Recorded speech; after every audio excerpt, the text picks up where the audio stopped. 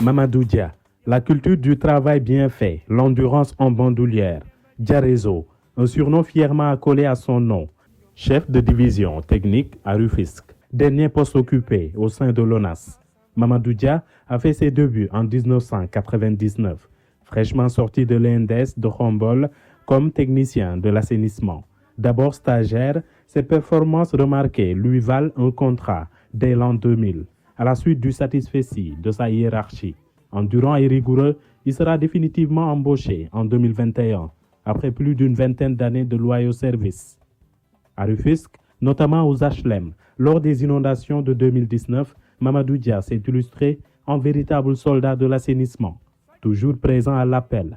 Chez lui, la ponctualité est un principe fondamental. Bon, Dakar def naa Dakar 2 laa ubbee commencé après ñu def Dakar 3 ma liggéey ko ak Moussa Ndiaye pare bi ma dawee Dakar 3 ñu liggéey ko ak Moussa Ndiaye ba mu kii si lañ jël après lañ ma fi jëlee yóbbu ma Rufisque. J'ai fait Dakar 2, Dakar 3 et Rufisque.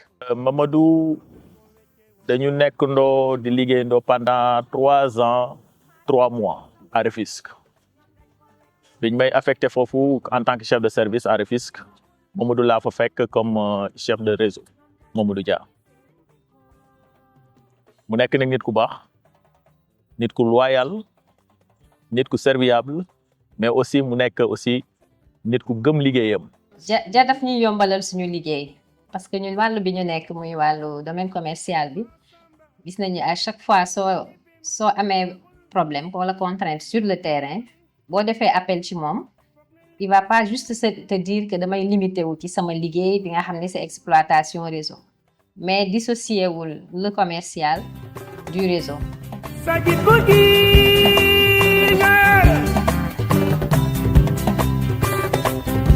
Tumbay bu ko wecci nax ci ko mooy dem ci ko mooy jukki moo mën a dem foo koy jëleeti ku la bëgg ni man foo koy jëleeti ku la soppe ni man foo koy jëleeti ku la nobe ni man foo koy jëleeti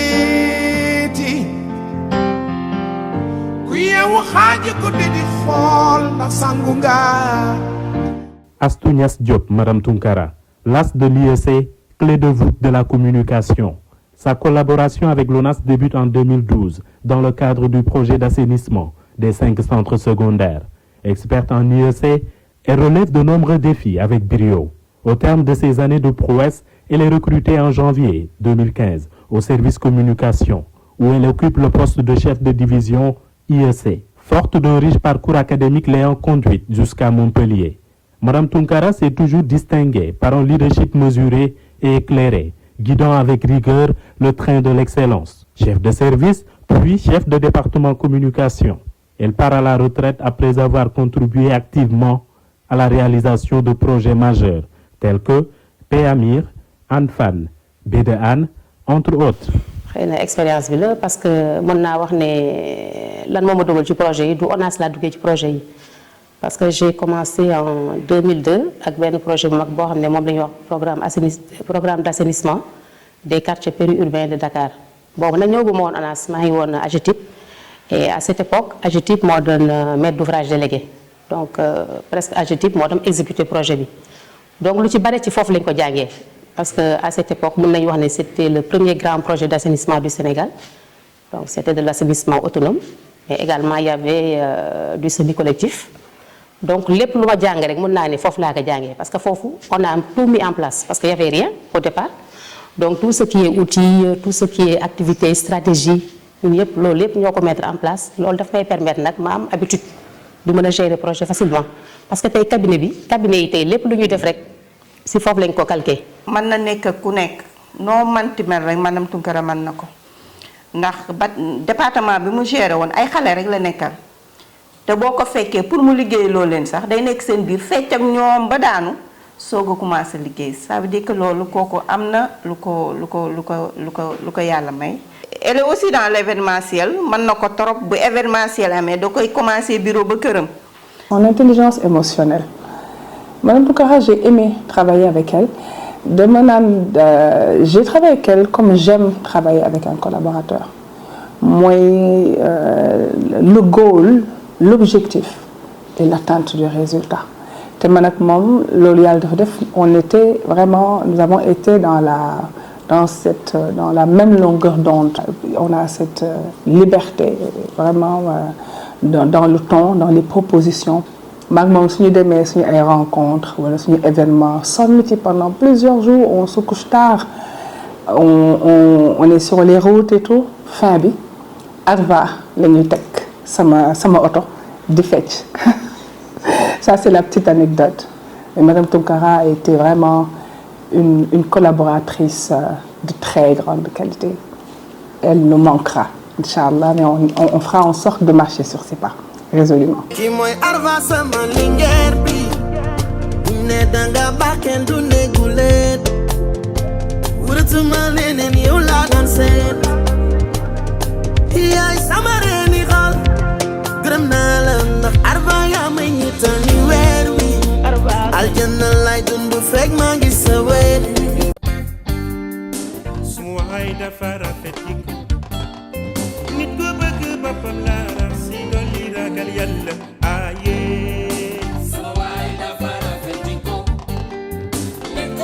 Ousseynou Sidibé, serviteur de l'ONAS, défenseur des travailleurs. C'est un exploitant aguerri qui fait valoir ses droits à la retraite. En service à la station d'épuration de Diamniadio, Ousseynou Sidibé est un témoin vivant de l'histoire de l'assainissement. Il débute sa carrière en avril 1993 au sein de l'ancienne SONES. 32 ans de bons et loyaux services au bénéfice des usagers, marqués par des performances notables. Son secret, une grande tolérance et un profond respect envers les usagers. li ma gën a frappé ci liggéey bi mooy amour bi nit ñi am ci liggéey assainissement dans l'exploitation su doon na loo xam ni soo yaatuwul xol soo ko bëggul doo ko def nit ñi dañu bëgg li ñuy def à l'assainissement à l'exploitation moo tax ngay gis nit di fanaan ci àll bi nekk ci eaux usées bi à longueur de journée di ko def loolu ku ko bëgg rek doo ko def. waaw Ousseynou Sidibé aussi moom aussi électricien lañ ko embauché woon waaw Ousseynou Sidibé moom aussi c'est génération 93 la aussi waaw moom tamit mu nekkoon fële à l'usine de Cambérène waaw donc nekk tamit un électricien quand même chevronné waaw ba pare aussi nekk tamit délégué du personnel donc di défendre donc les intérêts moraux donc des travailleurs. Donc Sidibé c'est quelqu'un aussi moom tamit il a fait donc 32 ans donc de service donc mu nekk tamit nit ku koo xamante ne ku bëgg liggéeyam ku xam liggéeyam mën liggéeyam. C'est un exploitant, c'est un électromécanicien, c'est un homme de métier. Il a beaucoup servi ONAS. Il a risqué une fois sa vie.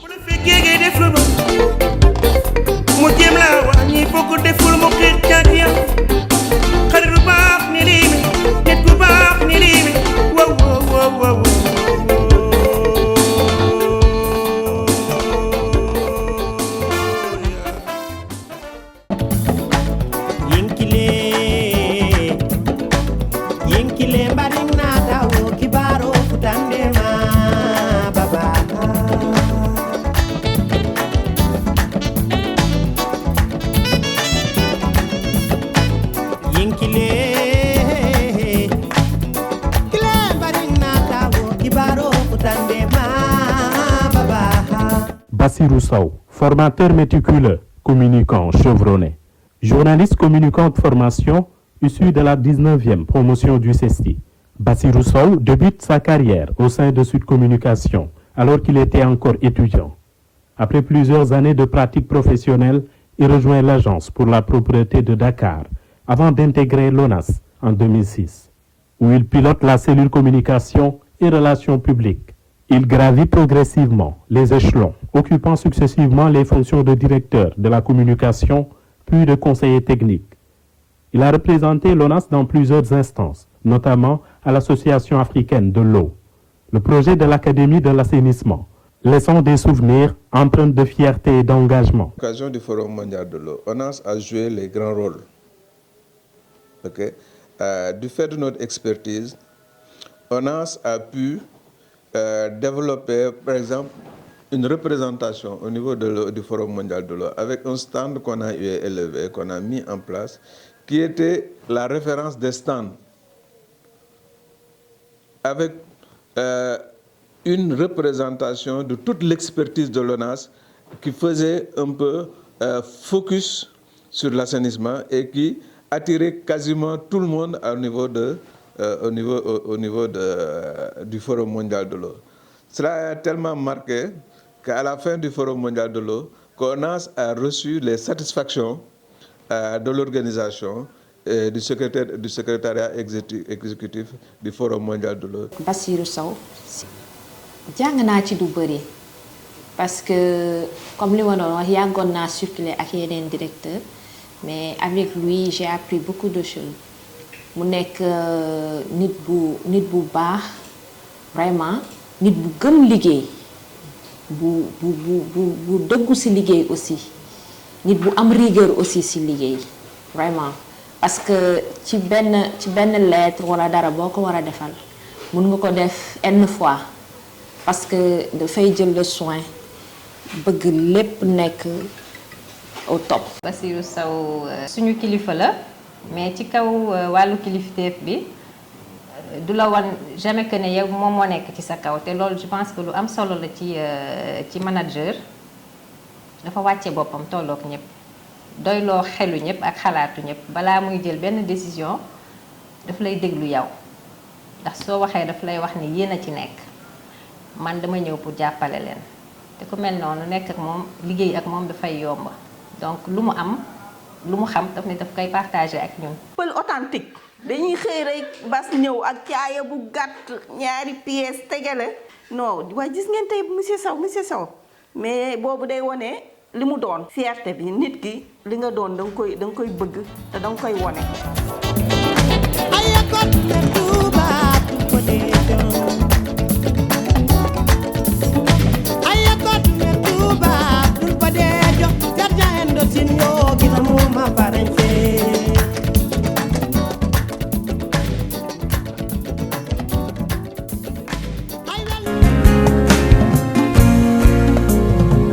Sonn mooy kii bëgg a baax sonn nga yow yaa bëgg a baax bëgguloo dox seen ko sonn nga. Sidi Diakhaté, sagesse et loyauté au service de l'institution. Agent assermenté depuis 1990, à l'époque de l'ancienne SONES. Sidi Diakhaté a servi au niveau de l'exploitation Dakar banlieue 3, notamment dans les stations de pompage. Apprécié pour son amour du travail et sa disponibilité constante, il était toujours prêt à intervenir là où le besoin se faisait sentir.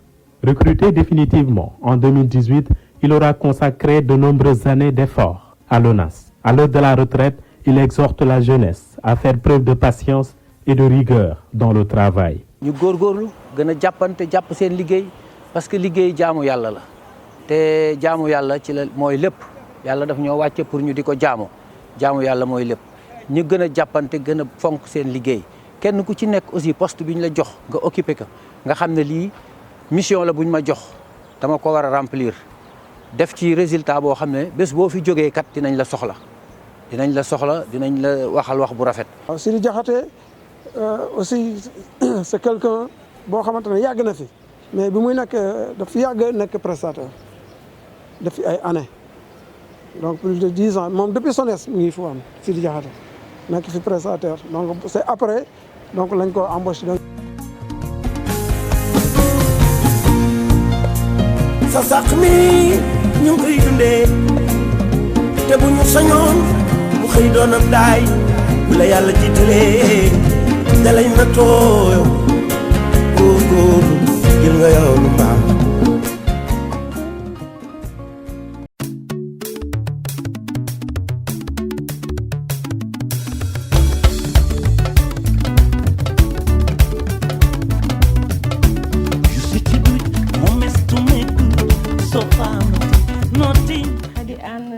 damay sawar wax ci moom parce que vraiment c'est une sœur comme j'ai l'habitude de l'appeler dama koy wax ma sœur de cœur, sister de cœur. Khady nit ku nga xamee ne la vraiment daf ma jege woon trop de par son travail de par vraiment li ñu doon seq dañu seq lu bari mu nekk nit ku nga xamee ne il est humble nit bu vraiment elle est humaine man dafa demoon ba dans le cadre du travail Khady dañu nekkoon mu mel na dañu bokk kooku defe naa ñu bari mën nañ ko seede sama diggante Khady fii ci ONAS.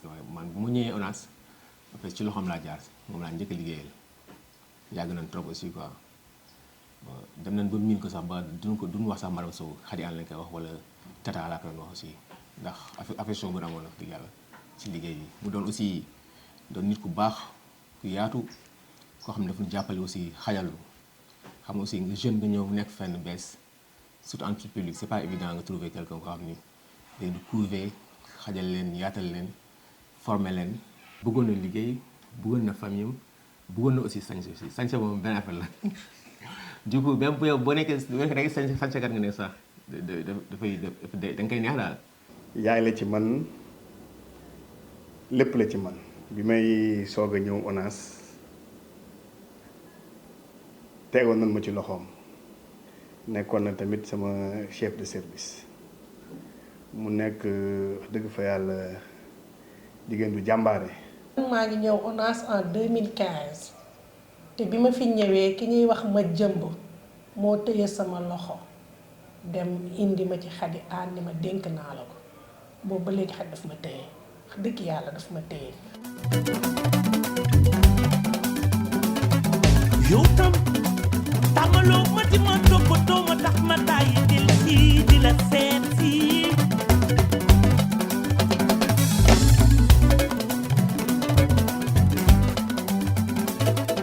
yow tam tàmmaloo ma di ma toppatoo ma tax.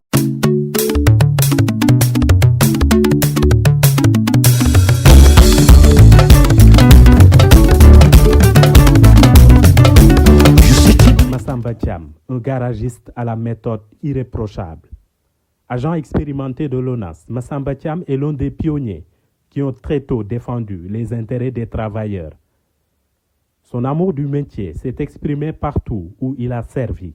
Des années de labeur l'ont conduit jusqu'à Matam en 2021, où il s'est illustré en véritable soldat de l'assainissement, occupant la fonction de chef de service jusqu'à sa retraite. Massamba Thiam, moi aussi, il fait partie donc de la génération donc de 93. Massamba Thiam, il est titulaire du bac F2, donc c'est un technicien. Donc bac F2 la ñëwee ñëw def concours donc mu réussir ñu embauché ko donc du temps de la SONES. Donc mu nekkoon na fi garage nekk na fi service maintenance waaw donc c'est quelqu'un aussi koo xamante ne xam na kër gi xam na liggéey bi donc def na fi aussi plus de 30 ans. Massamba d'abord Massamba méthode lañ koy woowee ndax itam il est très méthodique dans ce qu'il fait mooy Massamba Thiam te lenn itam aussi il a beaucoup servi ONAS syndicalement. Il fut un très grand syndicaliste. Il s'est bien battu. Il s'est bien battu corps et âme. Moom tey jii en tant que syndicaliste ba ONAS am notoriété am ba ONAS am cërëm.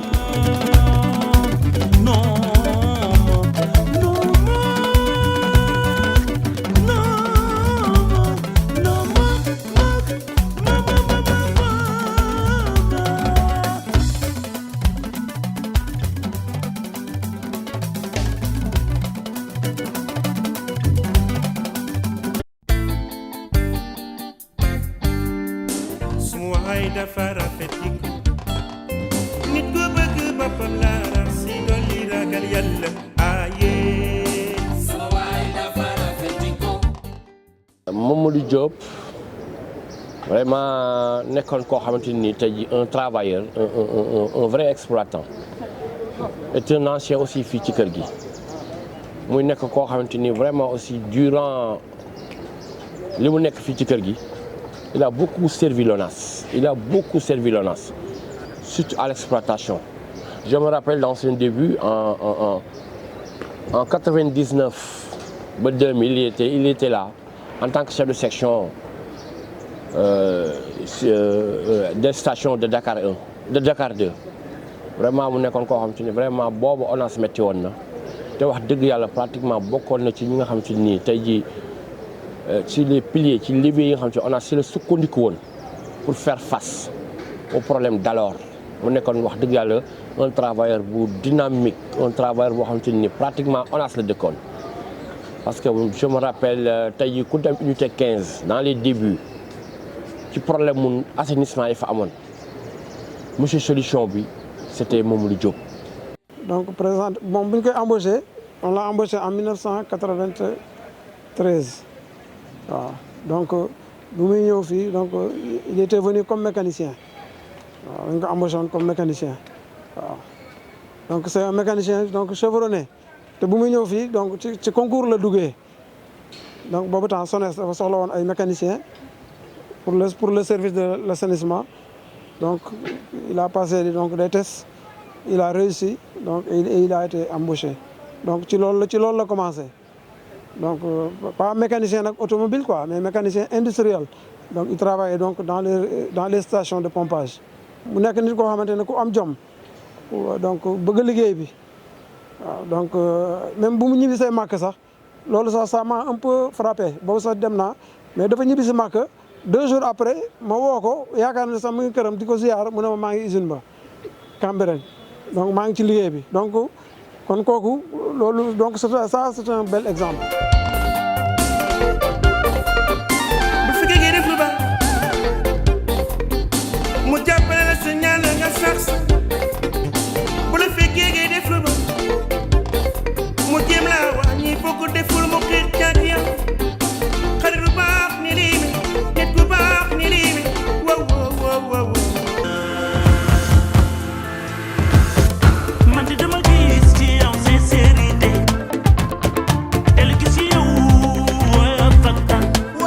Mbaye Ndao, orfèvre du réseau, contrôleur assidu. Homme de terrain par excellence, Mbaye Ndao s'est familiarisé avec le réseau au fil de nombreuses années d'intervention. Des plus ordinaires aux plus complexes, loin d'être un inconnu aux yeux des usagers. Sa disponibilité, même en période de congé, demeure une marque indélébile de son engagement. Reconnu pour sa diligence et son efficacité dans l'éradication des points noirs du réseau, il fait l'unanimité auprès de ses collègues. Même à moto, il était toujours aux aguets pour sillonner les artères de la capitale. Son histoire avec l'ONAS débute en 2005. Il est embauché en 2019. En 2009, il devient contrôleur à la division assistance et contrôle des travaux, puis ventier au niveau de Dakar 1. Nous sommes un contrôleur. Kenn ki ñu ngi wax Lamine Ndiaye embauché na fekk retraite am keneen ku ñu wax Mamadou Faye dootu la embauché ba fekk retraite am donc su ma yàlla mayee ñaari embauchement retraite dama ciy dolli santaat yàlla te su retraite bi ma ONAS defal nii dama ko jël jébbal leen tudd leen ko ak soxna suñu wax madame Ngalane ku nekkoon communication dañu liggéey lu rëy ONAS te fekk ñu seen bésu retraite donc vraiment maa ngi am pensée pieuse envers ñoom. Mbaye Ndao même bu jëlee congé téléphone bi du ko bàyyi mu ngi oote mu ngi joxe point yi mu ngi assister population bi loolu nag nit bu yaatu rek moo ko mën waaw conscience professionnelle boo xam ne moom c'est voilà bu jéggi dayoo la amoon. dafa dogal bi mu ñëwee suñ ay loxo la nekkoon ñu nekk supérieur hiérarchique am ci cadre liggéey bi. mais mu nekk nit koo xamante ni nit ku jàmbure la liggéeykat la borom xam-xam la nekk nit ku tey depuis mu nekk ba ni yàlla dogalee tey muy dem retraite nii temps bi ñu nekk yëpp amul dara loo xam ni rek ba fi may wax yow ni mus naa dégg ñu ni Mbaye Ndao moo fi def lii loo xam ni deful wala kaay leen atte Mbaye Ndao ak benn collègue musul am te loo ko jox si liggéey bi dina la ko defal ni nga ko bëggee rendre le compte fidèlement.